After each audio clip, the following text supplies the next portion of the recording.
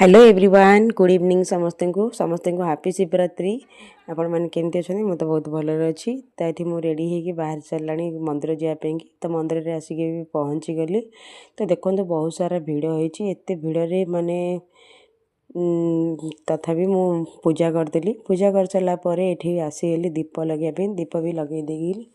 दीप लगे सारापर मो पु कहला कि मामा टी भोग दे बोली भोग देदेली। सी बसिक ये खाऊँ। तो आज आपण मैंने किए कमेंट करेंगे क्यों मैंने महाशिवरात्रि कर करना। तो मु तो कर निर्जल उपवास रही।